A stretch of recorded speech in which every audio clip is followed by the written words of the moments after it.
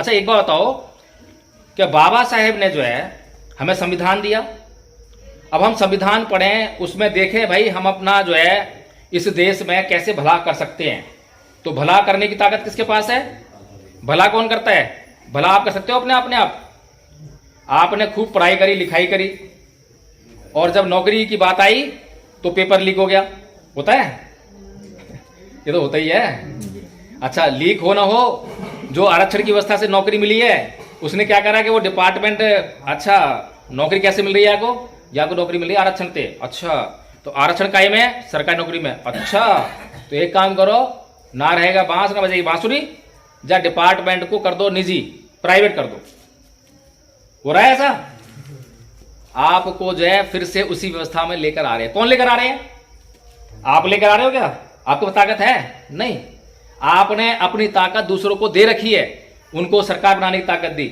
जिसके पास सरकार बनाने की ताकत होती है, जो सरकार में होता है, जो सरकार होती है, वो कोई भी डिसीजन ले सकता है। लेकिन वो सरकार जो है उस सरकारी महकमे को तो खत्म कर रही है। इस बात पे क्या सरकारी महकमा सही तरह काम नहीं कर रहा, निजी वाले सही काम करेंगे, लेकिन उस निजी महकमे में आपको आरक्षण नहीं दे रही है। दे रही है तो गलती तो हम ही कर रहे हैं। अब बात आई भैया, समझ में तो आई रही है बात कि सरकार बनानी पड़ेगी, तो सरकार बनेगी कैसे? अब सरकार बनेगी कैसे, ये भी बात जो है बाबा साहेब ने संविधान में बता रखी है। जब संविधान पढ़ें तो पता लगेगा कि भाई संविधान में सरकार बनेगी लोकतंत्र से, लोकतंत्र की व्यवस्था है। अच्छा, लोकतंत्र में कैसे बनेगी? बहुमत से, वोट जिसके ज्यादा वो ही सरकार बनाएगा। ठीक है, चलो ये बात भी ठीक है। अब हमारे समझ में आ गई। अब वोट लेने के लिए निकल पड़े हम, जो है वोट इकट्ठे करने हैं, तो वोट कैसे इकट्ठा करेंगे? अब कुल वोट 100 में से 15 आदमी जो हैं वो सारे देश पे शासन कर रहे हैं। कब से?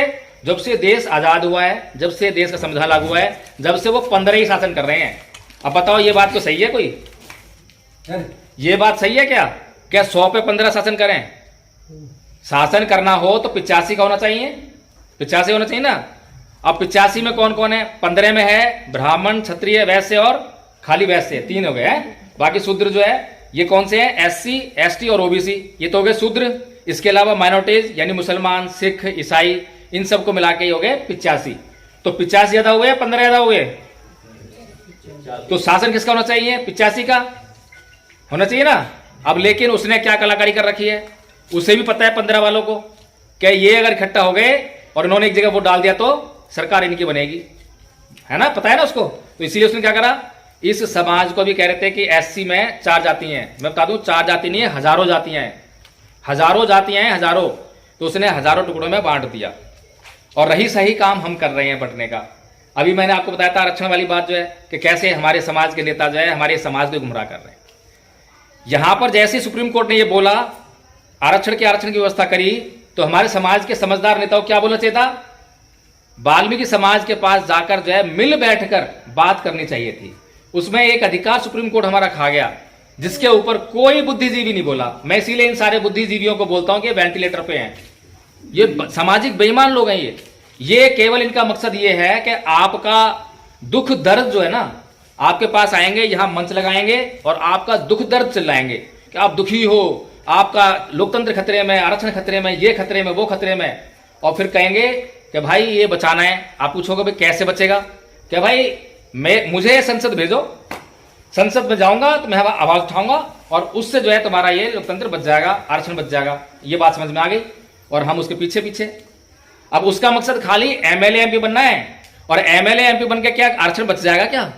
बताओ मुझे भाई। MLA क्या है, MP क्या है? सरकार तो बहुमत से बनेगी, जिसके सबसे ज्यादा सांसद होंगे उसकी सरकार बनेगी, जिसके सबसे ज्यादा MLA होंगे उसकी सरकार बनेगी। तो उस व्यवस्था के लिए कोई काम कर नहीं रहा। मायावती कर रही है, चंद्रशेखर कर रहा है उसके लिए नहीं, वो तो अपने लिए काम कर रहे हैं। मान्यवर साहेब कांसीराम जी ने किसके लिए काम करा बताओ मुझे? मान्यवर साहेब कांसीराम अपने आप को MLA MP बनाने के लिए नहीं निकले, वो समाज को MLA MP बनाने के लिए निकले। समाज को MLA बनाने के लिए क्या मतलब होता है कि समाज में देखा भाई ये लड़का जो है बड़ा होशियार है, ये बोलना अच्छा जानता है, आजा बेटा, इसको मैंने मंच दिया, इसको मैं समाज से इकट्ठा करके पैसा दिया, और इसको मैंने चुनाव लड़वाया और इसको MLA बनाया। ये होता है समाज को MLA MP बनाना, होता है ना होता? मान्यवर साहेब कांसीराम जी ने ये काम करा। मान्यवर साहेब कांसीराम जी से पहले जो कहते हैं कि बाबा साहेब की बनाई हुई पार्टी थी RPI, आरपीआई के लोग बोलते थे कि बाबा साहेब और फूले की विचारधारा पर चल के हम जो है एमएलए एमपी नहीं बन सकते। वो सही कहते थे। वो सही कैसे कहते थे? क्योंकि बाबा साहेब की विचारधारा जो है समाज के दुख दर्द को दूर करने की विचारधारा है, समाज का उत्थान करने की विचारधारा है। वो तुम्हें एमएलए बनवाने की विचारधारा नहीं है। सही कह रहे थे ना वो। लेकिन जो लोग बाबा साहेब की विचारधारा का, फूले की विचारधारा का इस्तेमाल समाज के दुख दर्द को दूर करने के लिए करेंगे, और जब उनको जरूरत पड़ेगी कि भाई दुख दर्द को दूर करने के लिए एमएलए एमपी बनना जरूरी है, तो फिर वो एमएलए एमपी बन जाएंगे। बन जाएंगे ना बन जाएंगे। अब दोनों बातों में फर्क है कि नहीं है? समझ में आ रहा है नहीं आ रहा? थोड़ी सी हाई लेवल की बात हो गई है। आपको समझ में आ रहा है क्या बोल रहा हूं? दोनों बातों फर्क समझ आ रहा है? एक तरफ हमारा लक्ष्य ही बस एमएलए एमपी बनना है। अगर हमारा लक्ष्य एमएलए एमपी बनना है तो समाज जाए भाड़ में। समाज के बीच में आऊंगा, दिखाऊंगा कि मैं तुम्हारा हितैषी हूं, मैं तुम्हारा हितैषी हूं। लेकिन मैं तुम्हारा हितैषी हूं नहीं, बस तुम्हारा इस्तेमाल कर रहा हूं। तुम्हारे को जो दुख है वो तुम्हारे दुख समझ गया, हाँ इसको ये दुखी है, चलो इसकी बात करता हूं। इसको लोग जो बेवकूफ बनाते हैं, लोग जो है धोखा देते हैं, वैसे करते हैं ना, पहले चेक करते हैं कि इसको दुख क्या है, इसको क्या चाहिए, तो वही बात करते हैं। वो गाना भी है ना, रात को दिन कहोगे तो मैं दिन कहूंगा। तो वो वाला हाल जो है नेताओं का होता है।